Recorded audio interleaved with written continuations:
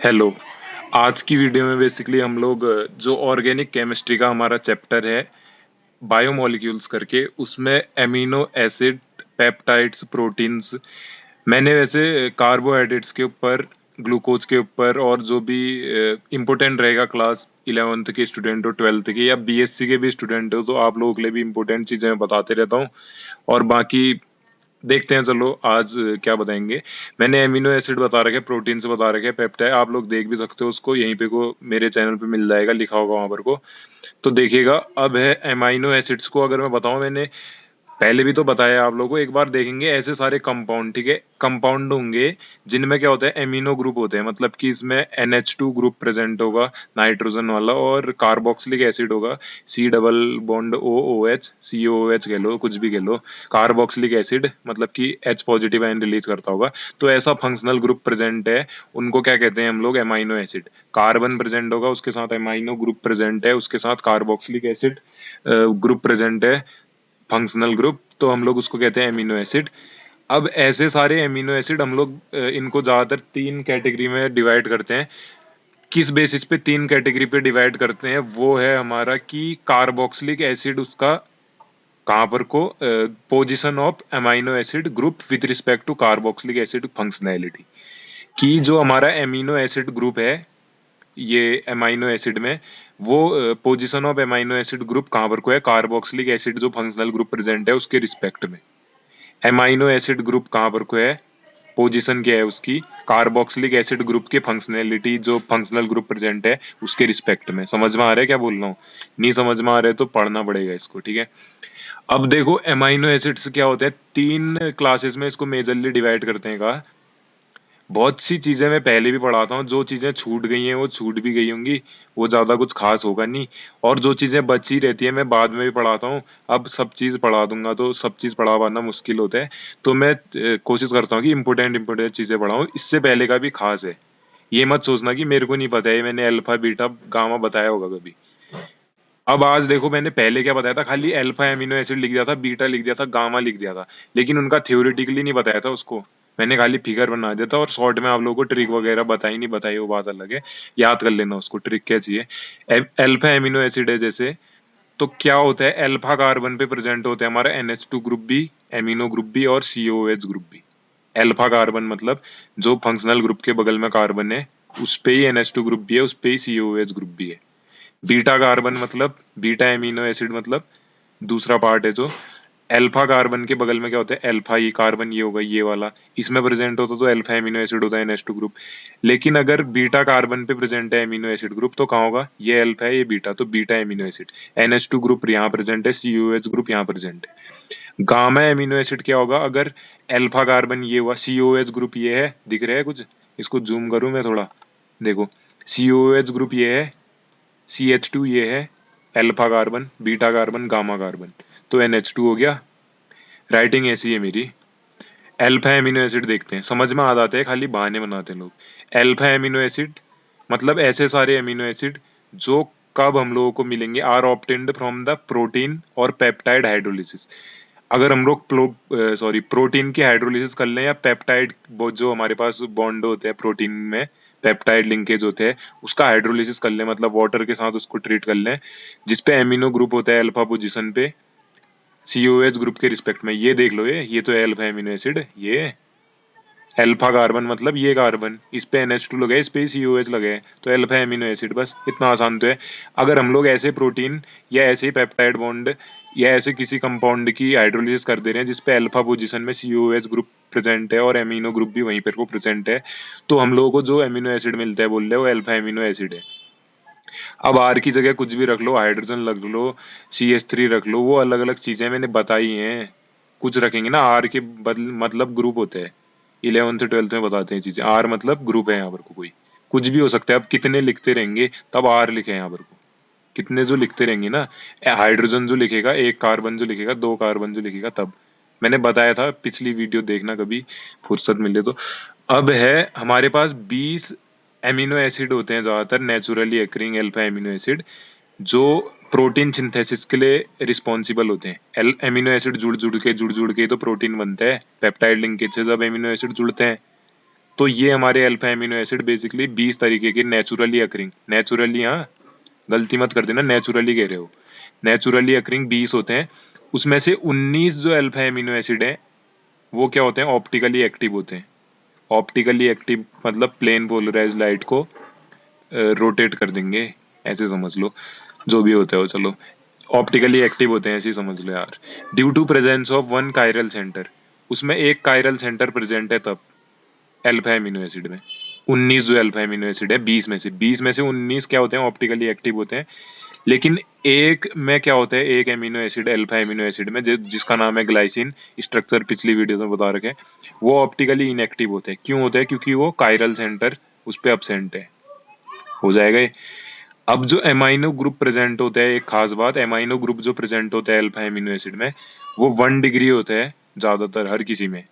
Amino group जो present होगा वो 1 डिग्री होगा, प्रोलीन को छोड़ के। एक्सेप्शन तो हर जगह आ ही जाती है ना जिंदगी में, जो क्या होता है 2 डिग्री एमिनो ग्रुप होते हैं। अब देखेंगे, सबसे पहले तो हमने एमिनो एसिड के क्लासिफिकेशन करे, अल्फा बीटा गामा। अब अल्फा एमिनो एसिड के भी क्लासिफिकेशन कर दिए, देखते हैं चलो क्या है। कितने उस पे एसिडिक नेचर, कितना नंबर ऑफ एसिडिक नेचर है, COH ग्रुप प्रेजेंट है, या कितना एमिनो ग्रुप प्रेजेंट है। एसिडिक कब होगा, जब COH ग्रुप प्रेजेंट है। कार्बोक्सिलिक एसिड, नाम में ही एसिड है तो एसिड ही तो होगा। मेरे नाम में एसिड लगा होगा, मैं एसिड दूंगा, मेरे नाम में बेस लगा होगा, बेस ही होगा। होगा तो नहीं है वैसा। हाइड्रोक्लोरिक एसिड है तो वो एसिड ही तो होगा, वही चीज है। COOH है, कार्बोक्सिलिक एसिड है तो एसिड ही तो होगा। और एमिनो ग्रुप लिखे है, एमिनो मतलब एमिनो, जो भी ये चीज है, बेसिक नेचर क्यों आता है, एमिनो ग्रुप जो प्रेजेंट है उसकी वजह से, उस पे लोन पेयर ऑफ इलेक्ट्रॉन है। तो इसके बेसिस पे कितने COH ग्रुप प्रेजेंट है, कितने एमिनो ग्रुप प्रेजेंट है, इसके बेसिस पे हम लोग अल्फा एमिनो एसिड को क्लासिफाई करते हैं कि एसिडिक है, बेसिक है, न्यूट्रल है। अब ध्यान से मेरी बात सुनना। अगर अल्फा एमिनो एसिड में, पहले सबसे पहले ये बता रहा हूँ फिर पढ़ लेते हैं इसको। अल्फा एमिनो एसिड एसिडिक कब होगा, जब उस पे कार्बोक्सिलिक एसिड ज्यादा प्रेजेंट होंगे। सबसे पहली बात तो, एमिनो एसिड कब कह रहे हैं हम लोग, जब एक ही कार्बन पे, अल्फा एमिनो एसिड कब कह रहे हैं, जब एक ही कार्बन पे, अल्फा कार्बन पे NH2 ग्रुप भी प्रेजेंट है, COH ग्रुप भी प्रेजेंट है, और बाकी के ग्रुपों से तो लेना देना है नहीं हमें। अब अगर NH2 प्रेजेंट है, COH प्रेजेंट है, बराबर अमाउंट में प्रेजेंट है तो न्यूट्रल होगा। अगर कार्बोक्सिलिक एसिड ग्रुप एक बराबर से ज्यादा हो जाए, एमिनो ग्रुप से ज्यादा हो जाए, तो क्या हो जाएगा, वो एसिडिक। अगर एमिनो ग्रुप कार्बोक्सिलिक एसिड वाले ग्रुप से ज्यादा हो जाए तो क्या हो जाएगा, बेसिक। अगर दोनों बराबर हो जाए, कार्बोक्सिलिक एसिड ग्रुप और एमिनो ग्रुप, तो क्या हो जाएगा, न्यूट्रल। समझ रहे हो, इससे समझो चलो। एसिडिक अल्फा एमिनो एसिड कब होगा, जब COH ग्रुप क्या होंगे, ज्यादा होंगे। ये ज्यादा होंगे किसके कंपेयर में, NH2 ग्रुप से। देखो एग्जांपल देखो भाई, ये देखो एग्जांपल देख लो ना, नहीं आ रहा तो समझ में।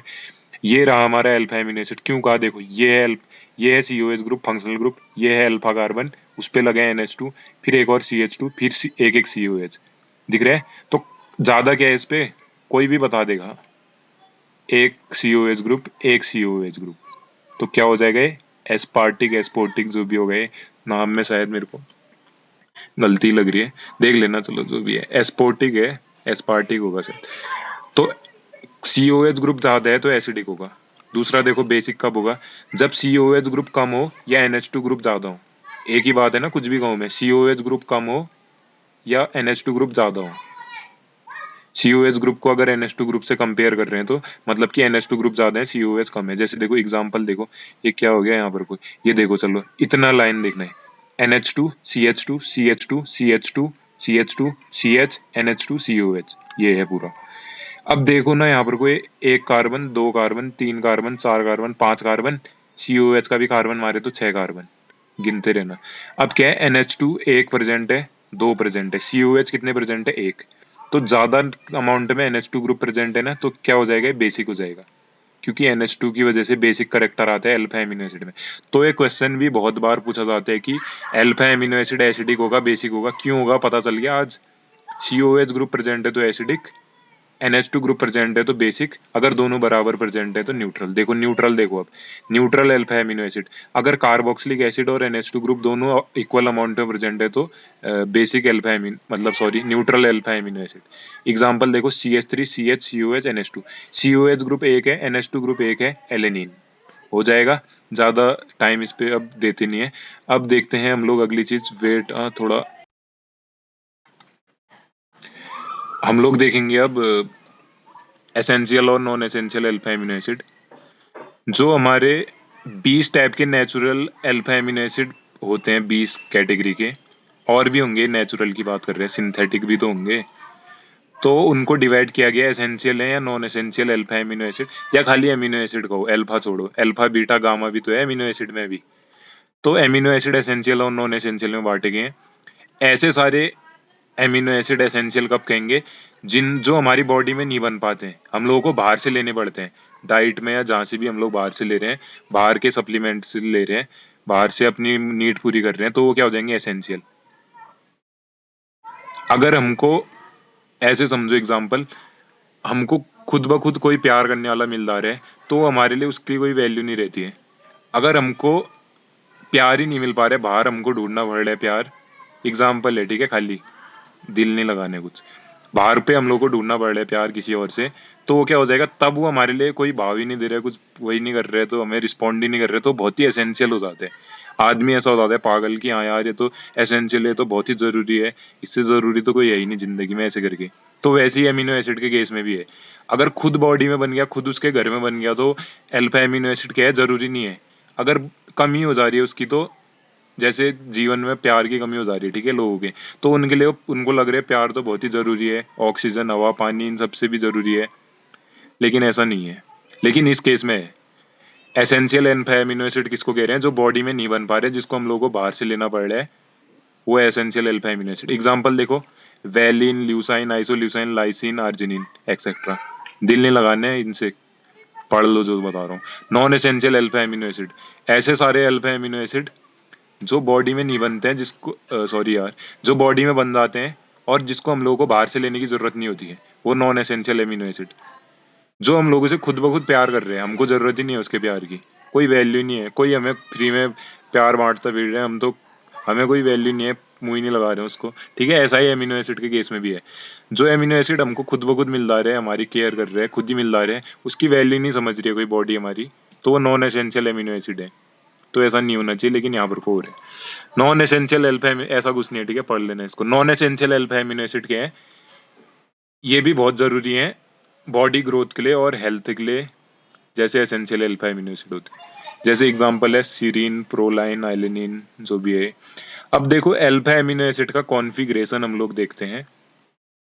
तो अल्फा एमिनो एसिड का कॉन्फ़िगरेशन देखने के लिए हम लोगों को एक रेफरेंस सेट करना पड़ता है, जिसका नाम है सीरीन, SERIN, सीरीन, साइरिन, जो भी बोलेंगे, सीरीन बोलेंगे शायद।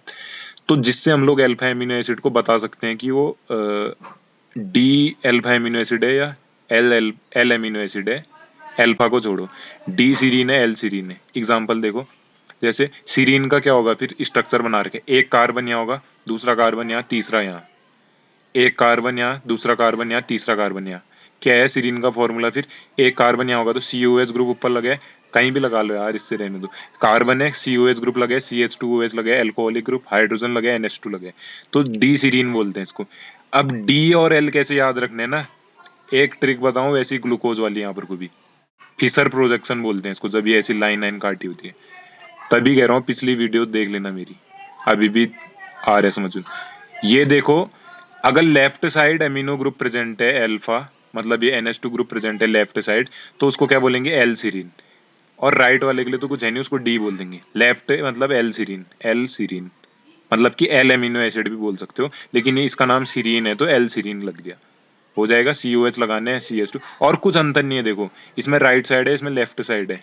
अब राइट और लेफ्ट तो पता ही होगा शायद, इतना तो पता ही होगा।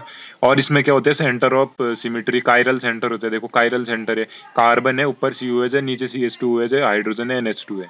मिरर इमेज है ना, एक तरीके से दिख रहे हैं मिरर इमेज। अगर मैं शीशा रख दूं यहाँ पर को बीच में, तो क्या होगा, ये कॉन्फ़िगरेशन इसको रिफ्लेक्ट करेगा, NH2 इसको रिफ्लेक्ट करेगा, ये हाइड्रोजन इसको, हाइड्रोजन को रिफ्लेक्ट करेगा, ये COH इसको रिफ्लेक्ट करेगा, ये CH2OH इसको रिफ्लेक्ट करेगा, हो जाएगा ये।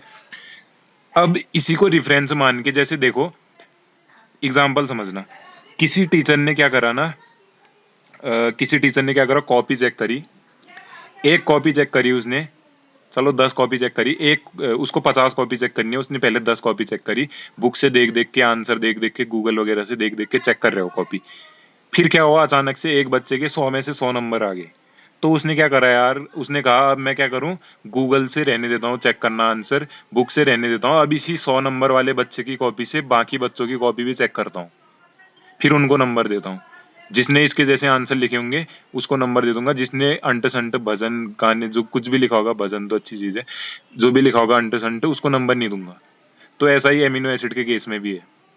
जो डी सीरीन की तरह, मतलब जिसमें NH2 ग्रुप राइट साइड होगा, COH ग्रुप होगा, CH2OH होगा, उसको हम लोग क्या बोल देंगे, डी एमिनो एसिड।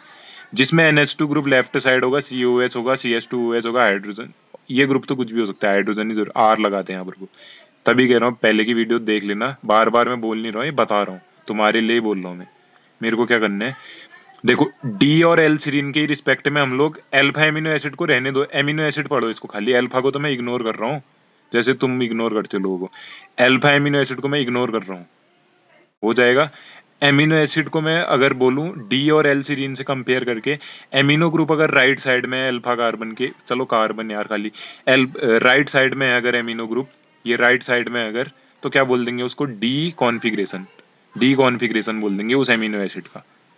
लेकिन अगर acids which containing alpha amino acid which containing amino group on the left side of alpha carbon with respect to COH group will said to be L configuration, उन सारों का क्या होगा, L configuration होगा।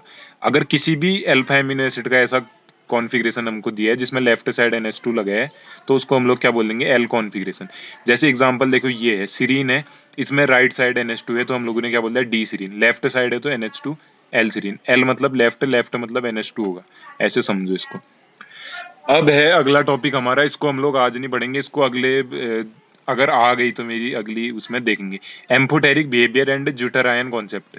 Amphoteric behaviour मतलब वो acidic nature भी दिखाएगा, बेसिक नेचर भी दिखाएगा, ज्यूटर आयन कॉन्सेप्ट, इसको पढ़ेंगे अगले लेक्चर में। बहुत हो गया आज के लिए इतना, थैंक यू, मिलते हैं अगली वीडियो में, तब तक के लिए बाकी चीजें पढ़ो और खुद भी पढ़ते रहो, और मैं तो खाली बस इतना बता देता हूँ तुम लोगों को, थैंक यू।